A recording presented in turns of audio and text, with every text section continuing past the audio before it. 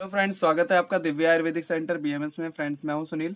हम पढ़ रहे थे धातु पोषण क्रम कि किस तरीके से धातुओं का पोषण होता है। तो हमारे आचार्यों ने धातु पोषण क्रम के लिए 4 न्याय बताए हैं जिनके द्वारा धातुओं का पोषण होता है। पहला है हमारा क्षीरदधी न्याय, दूसरा है केदारी कुल्य न्याय, और तीसरा है खली कपोत न्याय, और चौथा है एक काल धातु पोषण न्याय। जिनके अंदर हमने क्षीरदधी न्याय और केदारी कुल्य न्याय को हमने पढ़ लिया कि उनके अंदर धातुओं का पोषण किस तरीके से होता है।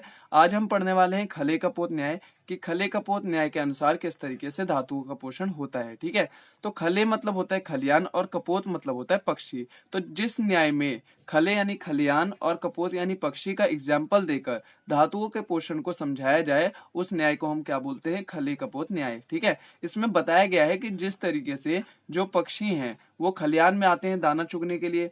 दाना चुगने के बाद जब वो अपने गंतव्य स्थान पर वापस लौटते हैं तो जो पक्षी जितना दूर से आया होगा वो अपने गंतव्य स्थान पर उतना ही दूर से पहुंचेगा, और जो पक्षी जितना पास से खलियान में आया होगा वो दाना चुगने के बाद उतना ही जल्दी अपने गंतव्य स्थान पर पहुंचेगा। ठीक है, तो इसी तरीके से बताया गया है कि जिस तरीके से ये पक्षी देर से या पास से अपने गंतव्य स्थान पर पहुंच रहे हैं, उसी प्रकार आहार रस सभी धातुओं का पोषण करती है। आहार रस क्या करती है? स्त्रोतस में, सभी धातुओं के स्त्रोतस में पोषण सामग्री पहुंचाती है, और वो पोषण सामग्री पहले किस धातु तक पहुंचेगी? जो धातु पास में होगी।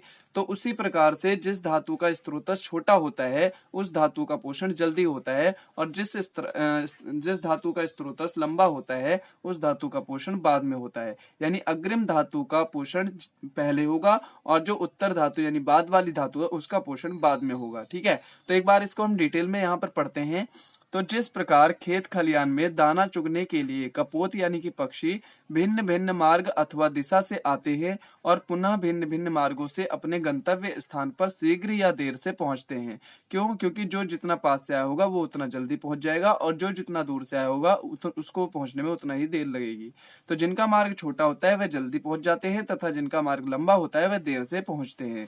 उसी प्रकार आहार रस सभी धातुओं, ठीक है, सभी धातुओं के स्त्रोतस में पोषण सामग्री पहुंचाता है। ठीक है, क्योंकि सभी धातुओं के स्त्रोतस अलग अलग लंबाई के होते हैं, इसलिए सभी धातुओं तक आहार रस पहुंचने में अलग अलग समय लगता है। तो मैंने आपको बताया था स्त्रोतस मतलब होता है वेसल्स। ठीक है, तो जिन धातुओं की वेसल्स छोटी होगी, जैसे कोई धातु अगर पास है तो उसकी वेसल्स इतनी ही बड़ी हुई तो उसकी वेसल्स छोटी है, और कोई धातु अगर यहाँ पर है तो उसकी वेसल्स लंबी हुई, तो यानी कि आहार रस पहले किस धातु तक पहुंचेगी? जिसकी वेसल्स छोटी होगी और जो पास में होगा, और जो धातु दूर होगा और जिसकी वेसल्स लंबी होगी उस तक आहार रस देर में पहुंचेगा। तो यानी कि जो अग्रिम धातु होती है उसका पहले पोषण होता है और जो बाद वाली धातु है उसका बाद में। ठीक है, तो इसीलिए सभी धातुओं तक आहार रस पहुंचने में अलग अलग समय लगता है। रस धातु के स्त्रोतस की अपेक्षा, ठीक है, रस धातु के स्त्रोतस की अपेक्षा रक्त धातु के स्त्रोतस में आहार रस जल्दी पहुंचता है। ठीक है, क्यों? क्योंकि रस धातु हमारी पहले होती है और रक्त धातु हमारी बाद में होती है। ठीक है, तो इसलिए पहले किसका पोषण होगा? तो रस धातु का पोषण पहले होगा, यानी आहार रस पहले रस धातु तक पहुंचेगा। इसी प्रकार अग्रिम धातुओं की पुष्टि जल्दी होती है, इसलिए सर्वप्रथम रस धातु का पोषण होता है। उसके बाद क्रम से रक्त धातु का पोषण होता है, फिर मांस धातु का, फिर मेद, फिर अस्थि, फिर मज्जा और फिर शुक्र धातु का पोषण होता है।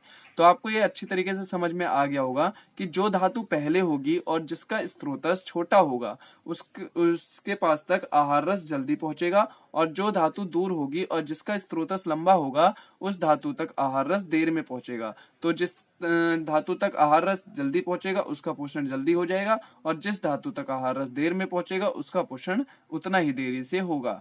ठीक है, तो ये था खले कपोत न्याय। तो अगर आपको ये लेक्चर अच्छा लगा हो और समझ में आ गया हो तो इसको लाइक कर दीजिए और कमेंट करके जरूर बताना कि लेक्चर आपको कैसा लगा।